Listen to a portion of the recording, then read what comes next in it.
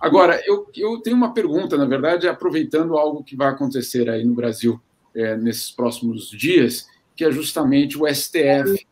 julgando a questão do marco temporal, demarcação de terras indígenas, e o que nós estamos vendo aqui na Europa, na verdade, nos organismos internacionais, é uma pressão muito grande sobre o STF, mas também sobre o Congresso, para que o Brasil dê uma sinalização clara de qual é o compromisso com a floresta e com tanto a ONU como a Comissão Interamericana, as ONGs ambientais, estão olhando para essa questão do marco temporal como um grande teste do qual vai ser exatamente o comportamento do Brasil em relação a tudo isso. Minha pergunta para você, Marina, até que ponto o marco temporal pode ser decisivo para a proteção dos indígenas, mas também da floresta? Vale lembrar que o IPCC, no último relatório, foi extremamente revelador, porque ele incluiu, pela primeira vez, num relatório de cientistas, uma constatação de que os locais de proteção, perdão, as terras indígenas são justamente aquelas que oferecem a maior lição para a proteção ambiental. Será por quê, né? Então, de fato, essa é uma constatação dos cientistas, não é uma constatação de ativistas ou dos povos indígenas. Estamos falando de fora. Minha pergunta para você, Marina, até que ponto o marco temporal e essa definição toda pode ser fundamental aí para a continuação do debate no Brasil?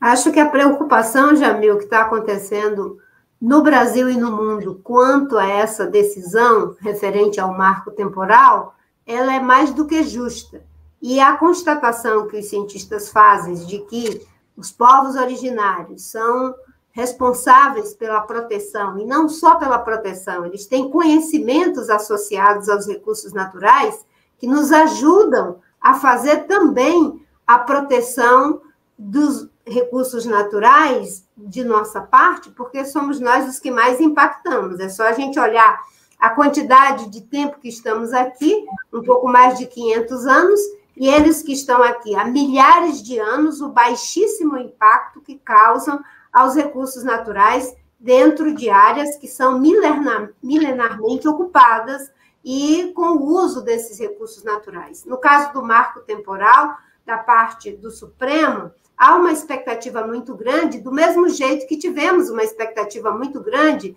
quando foi da decisão sobre a demarcação de Raposa Serra do Sol em área contínua, como queriam os povos indígenas e seus apoiadores, ou em ilhas, como queriam os ruralistas e aqueles que são contra os povos indígenas dentro do Congresso Nacional e parte do Executivo. Eu mesma trabalhei muito junto ao Supremo, conversando com todos os ministros, juntamente com, à época, o presidente da FUNAI, para que a gente conseguisse aquele resultado, e o ministro Aires Bílito fez aquele relatório fantástico em favor dos povos indígenas. O que a gente espera é que agora não se tenha dois pesos e duas medidas, porque o que o governo quer, e parte do Congresso, a bancada ruralista e o Centrão, que apoia o Bolsonaro, é essa lógica de dois pesos e duas medidas. Veja bem como isso acontece. No caso da lei que regulamenta áreas que foram griladas e que estão ocupadas por criminosos,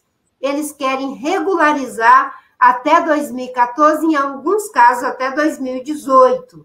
Veja, para os povos indígenas, eles só querem demarcar e homologar aquelas áreas que já estavam ocupadas pelos povos indígenas, segundo eles, até a Constituição de 88. Ou seja, aqueles que estão aqui há milhares de anos